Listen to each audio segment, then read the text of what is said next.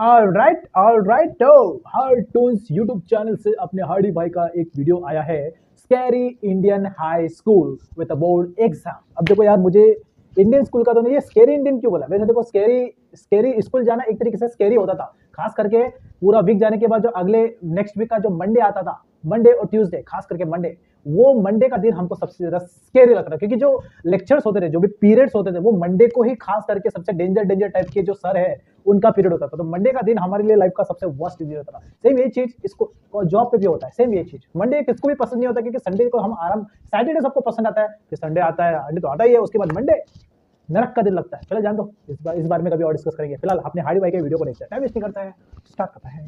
3 2 1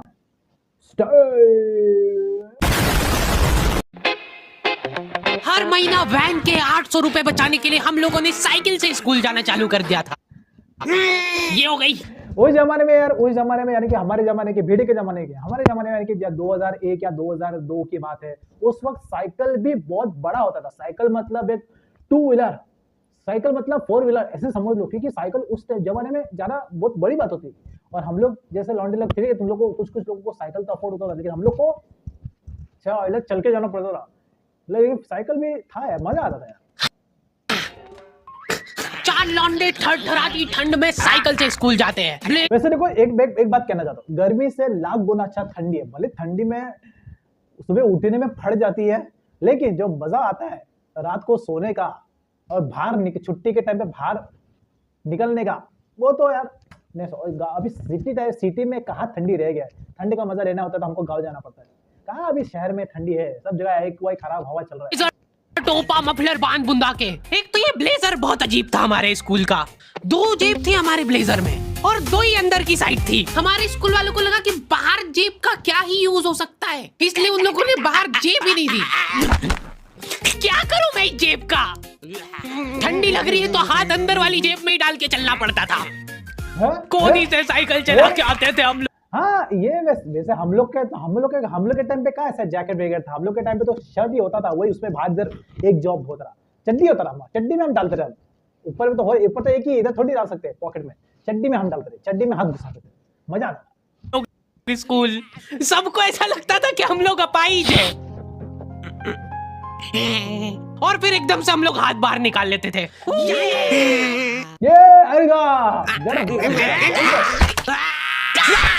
मजाक बना के रख दिया डिसेबिलिटी को। अपाहिज लोगों की रिस्पेक्ट कम हो गई थी हमारी वजह से, लेकिन लड़कियां खुश हो गई थी इस इनोवेशन से।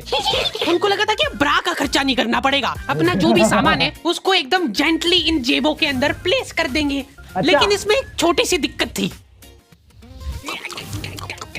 ऐसा लॉजिक तो था नहीं कभी। वालों ने लड़कियों के ब्लेजर में एक ही जेब रखी थी। तुम लोग नहीं समझोगे कितना मुश्किल होता है एक ही जेब में इतना सारा। रोज लेट होते थे हम लोग स्कूल, क्योंकि मेरी साइकिल की चेन ढीली थी। थोड़ी सी भी स्पीड बढ़ाते थे तो वो चेन उतर जाती थी। लेकिन पापा ने मेरे को प्रॉपर ट्रेनिंग दे रखी थी चेन चढ़ाने की। एक जना ऐसे खींचेगा टायर, उतने में अपने को पानी से फटाफट कस देना है। ये हो गई टाइम। बैग में पाना पेचकस रख के लाना पड़ता था मेरे को स्कूल, कि कभी भी रास्ते में चेन उतर सकती है। इमेजिन करो एक बार कि तुम चुपचाप। यार वैसे जब भी साइकिल चलाते हैं ना, चलाने के टाइम पे जब वो चेन उतरता है ना, तो ऐसा झटका लगता है ना पैर पे, लगता है उस टाइम चोट लग जाता है। वैन में बैठ के जा रहे हो, बीच सड़क में 4 लौंडे साइकिल पलटा के ये फटाफट क्लास में बैठे हुए मेरे को डर बना रहता था कि कोई गलती से मेरा बैग चेक नहीं कर ले। तो आज हम लोग पढ़ेंगे टेंस। सबसे घटिया वाहियात नीच टॉपिक लगता।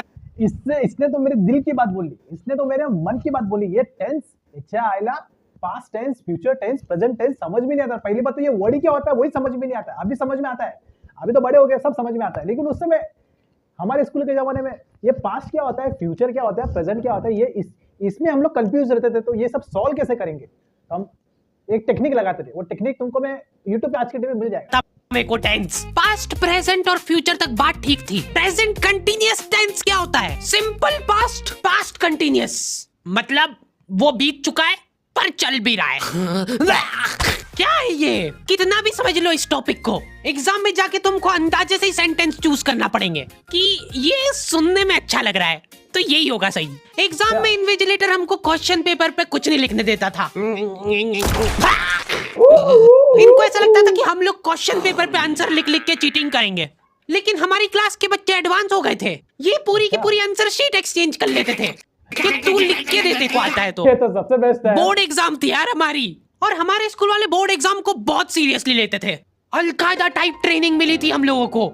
एग्जाम देते हुए कहीं से भी बॉम्ब गिर सकता है, लेकिन तुम्हारे हाथ नहीं रुकना चाहिए, चाहे तुमको क्वेश्चन आता हो या ना, कुछ न कुछ लिख के ही आना है। हमारा एक ही मकसद होना चाहिए, आंसर शीट भरना। नहीं आए तो अभी कुछ भी लिख के आ जाओ। मेरे को ये नहीं समझ आता कि मैं कुछ भी कैसे लिख के। कुछ केसेस में यार, कुछ केसेस में ये काम करता है। तुम खाली पेपर मत छोड़ो। सर लोग भी हमको स्कूल में यही एडवाइस देते, तुम बोर्ड हो या कोई भी, खास करके बोर्ड के टाइम पे, बाकी टाइम पे तो लोग पकड़ लेते, लेकिन खास करके बोर्ड एग्जाम के टाइम पे तुम खाली पेपर मत छोड़ो, कुछ ना कुछ तो लिखो। तुम कहानी लिख दो, चूहे बिल्ली का कहानी लिख दो, लेकिन खाली मत छोड़ो। एक वर्ड लिखो, उसके बीच में गैप रखो, ज्यादा गैप रखो, लेकिन भरो वो। इससे क्या वो सब समझ जाते कि इसने बेचारे को आता नहीं, चल बोर्ड का एग्जाम है, साल पूरा बर्बाद हो जाएगा, दे देते। तो जहाँ पे तुम्हारे पासिंग मार्क में जैसे 35 होता है आउट ऑफ 100, तो 35 में तुम्हारा एटलीस्ट 28 आ रहा है, 30 आ रहा है, तो सर लोग तुम्हारा वो लिवे दे देते, चल कोई बात नहीं, चल कोई बात नहीं, दे। सर लोग भी अच्छे होते। लेकिन अगर तुम कुछ पढ़ के नहीं जा रहे हो, 100 में से तुम्हारे 10 मार्क आ रहे हैं, 5 मार्क आ रहे हैं, तो यार घंटा तुम्हारा कोई करेगा? मेरे को आता ही नहीं है, क्या लिखूं मैं? एक तो हमको इतना डरा धमका के भेजा गया था ना सेंटर पे, मैं नर्वसनेस में जाके अपना नाम भूल गया। वहां पे इन्विजिलेटर ने नाम पूछा, मैं सोच रहा हूँ क्या हो सकता है। बेटा नाम तुम्हारा, 2 मिनट। हाँ हेलो मम्मी, मेरा नाम क्या है? बोर्ड एग्जाम के नाम पे इतना डरा दिया था ना स्कूल वालों ने हमको, अच्छों का मुंह निकल जाता है टट्टी के साथ मिक्स होके। तुम लोगों का एक सेंटर आएगा जिसके चारों तरफ सैनिक तैनात रहेंगे, बिना एडमिट कार्ड के वहाँ पे आसपास भी भटकते हुए मत दिख जाना, जिंदा जला देंगे वो लोग। और अगर चीटिंग करते हुए पकड़ा गए तो ना तो तुम हमको जानते हो ना हम तुमको जानते। हम लोग एग्जाम वाले दिन सेंटर पहुंचे तो बच्चों से ज्यादा सिक्योरिटी थी वहाँ पे। आज तक इतनी सिक्योरिटी मैंने एयरपोर्ट पे भी नहीं देखी। होता है इतनी तो नहीं होती, लेकिन पुलिस वाला बैठा होता, हवलदार वहाँ पे बैठा होता था, मतलब मेन गेट पे नहीं, जहाँ पे मतलब रखा रहता कि सेफ्टी के लिए। आर्मी वगैरह खड़ी थी वहाँ पे टैंक लेके, वो सिक्योरिटी वाले एक एक रबड़ का रैपर निकाल के देख रहे थे कि उसके पीछे तो नहीं लिख के लाया कुछ। क्या लिख लूंगा मैं इतनी सी जगह में? लिख भी लिया तो मेरे को ही समझ नहीं आएगा कि क्या लिखा है। कुछ चीजों का मेरे को लॉजिक ही समझ नहीं आया था कि तुम नंबर वाली घड़ी पहन के नहीं जा सकते हो, पहनना है तो कांटे वाली पहनो। हाँ, उनको शायद शक हो गया था कि ये सारे लोग एक साथ कोऑर्डिनेशन करके बम नहीं फोड़ दे। उधर एक बच्चे की घड़ी का अलार्म बज गया और वो बजता भी बॉम्ब के टाइमर जैसा है। हमारे टाइम पे तो यही घड़ी आती थी, जो 50 रुपए की आती थी। और ये मतलब ये भी उस टाइम पे पहनना मतलब बहुत बड़ी बात थी। क्या घड़ी पहना यार, क्या घड़ी पहना है। हमारे जमाने में स्पार्क्स का जमाना था, अभी तो स्पार्क्स गायब भी हो गया, लेकिन वो तो भी ये घड़ी भी बहुत बजता था, याद रहा 50 रुपए का। लेकिन लोग इतना रफ में पहनते थे उसका बाद। अलकायदा जिंदाबाद। जिस पाउच में तुम सामान ला रहे हो वो भी ट्रांसपेरेंट होना चाहिए। मेरे बैग में से इनको पाने पेचकस मिले थे। क्या जवाब दूं मैं इसका कि क्या यूज में आते हैं ये? उनको वहां पे डेमो करके बताना पड़ा कि ये यूज में आता है ये सब आइटम। फिर बाकी बच्चों ने भी कंफर्म करा कि हाँ देखा तो है हमने इनको रास्ते में ये हरकत करते हुए। ये सब देख के उन्होंने मेरे पाने पेचकस तो हाथों हाथ नाली में फेंक दिए थे। हमारे एक साथी की जेब में से ड्रग्स बरामद हो गए थे। अरे ड्रग्स नहीं है, ये इनहेलर है, इसको ऐसे सूंघते हैं, नाक बंद होती है। ये तो छोड़ो, हमारे जमाने में तो लोग व्हाइटनर सूंघते थे, व्हाइटनर ऐसा सूंघते थे। वो लोग उसके पीछे बहुत पागल थे। और ये एक इनहेलर, हाँ ये सूंघने वाला, ये भी तो था। ये मैं तो इसका पीछे इतना गंदा आदत लगा था मेरे को, बहुत मुश्किल से छोटा इसका आदत। लेकिन ये तुम लोग को भी अगर इसका आदत है ना, छोड़ो, वरना बहुत प्रॉब्लम हो जाएगा लॉन्ग टर्म बेसिस पे, तुम्हारे नाक में बहुत बड़ा लफड़ा हो जाएगा। इसको छोड़ो, इनहेलर हो गया, व्हाइटनर हो गया। नाक खोलने के बाद भी अगर तुम इनहेलर को पूरी ताकत से सूंघते हो, आंखें दिमाग में ठंडक हो जाएगी तुम्हारे। और हाँ ठंडक तो होता है, लेकिन सबसे खतरनाक बात तो अगर तुमको किसी से कुछ लेना है जरा, तो इसका वो कापूस निकल के हाथ पे ऐसा थोड़ा सा लगाओ, रगड़ो और किसी के इधर लगा दो, देखो वो उसका आंख पूरा लाल हो जाएगा, कांदे की भी जरूरत नहीं पड़ेगी। वो बच्चे नहीं होते जो पूरा साल टाइम पास करते और एग्जाम के एक दिन पहले पढ़ के एग्जाम देने आ जाते। मैं हूँ यही हुआ था मेरे साथ 12th में। पूरा साल मैंने कुछ नहीं पढ़ा, जैसे ही अगले साल का जनवरी आया और मार्च में एग्जाम, पूरा 3 महीना लगातार लाइब्रेरी, रोज का 12 घंटा लाइब्रेरी। 3 महीने में जो मैंने पढ़ाई किया वो साल भर में मैंने नहीं किया, लेकिन 3 महीने में जो मैंने पढ़ाई किया, मेरा जो नंबर आया 45%, आई पास। तेल लगाने का आपने तो खत्म। जाते हैं। वो बंदे की मैं कोशिश ही कर पाया था सिर्फ। मैंने सोचा था आखिरी रात मेरी है, रात भर मैं पूरा सिलेबस चाट जाऊंगा, पर मैं एग्जाम के एक दिन पहले ही बीमार पड़ गया। सर्दी हो गई मेरे को, तो मैंने सोचा ठीक है अभी थोड़ा रेस्ट करते, सुबह उठ के पढ़ाई करेंगे।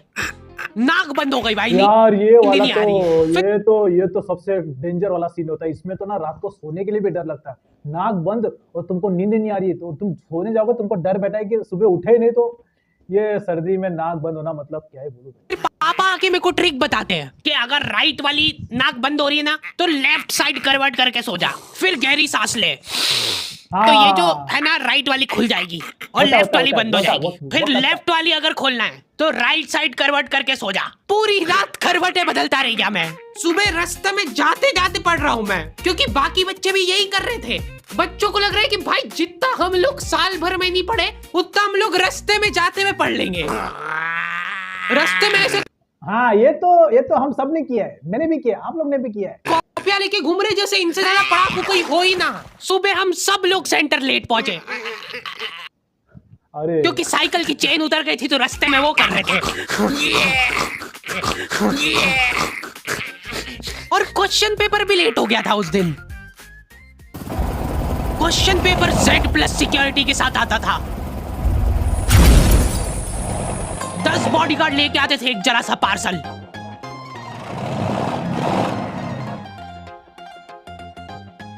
और फिर देने के बाद बोलते थे ये असली पार्सल नहीं है। असली नहीं है तो जोर से भी बोल सकते हो, ये असली पार्सल नहीं है। ये लोग पता नहीं किसी को तो गुमराह करने की कोशिश कर रहे थे। इनको डाउट था कि इतनी सिक्योरिटी के बाद भी कोई पेपर चोरी कर लेगा, तो ये लोग इतनी सिक्योरिटी में नकली पेपर लेके आए।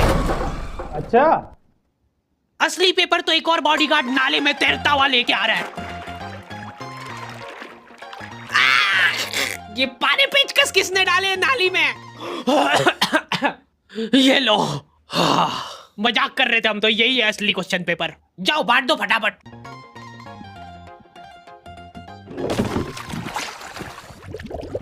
ये अपना आपस में एक दूसरे को गुमराह कर रहे थे। एक बार बस सोच के देखो कि ये सारी हरकतों के बाद भी अगर पेपर लीक हो गया, सोचो एक आदमी टेलीग्राम पे क्वेश्चन पेपर भेजने लग गया था, वो भी एग्जाम के महीने भर पहले से। तब तक क्वेश्चन पेपर बना भी नहीं था। तो अब जो आदमी हमारा क्वेश्चन पेपर सेट करने बैठा, उसने सोचा कि उसका काम इजी हो सकता है, क्यों ना थोड़ा सा स्मार्ट वर्क कर लिया जाए। उसी ने सबसे पहले वो फेक क्वेश्चन पेपर खरीदे और वैसे के वैसे चेप दिए। जिसने पेपर लीक करा था वो खुद सोच में पड़ गया कि ये कैसे हो गया। एग्जाम खत्म होने के बाद इन्विजिलेटर को बहुत मजा आता भाई कॉपियां छीनने में। एक सेकंड भी किसी को ज्यादा नहीं मिलना चाहिए। बस एक वर्ड टाइम ओवर होने के बाद कैसे लिखा तूने? एक बच्चे ने खुद से कॉपी दे दी, तो इनको डिसरिस्पेक्टफुल महसूस हो गया था। उसको वापस से कॉपी दे दी कि लिख ले थोड़ी देर और। जैसे लिखने लगा वापस छीन ले।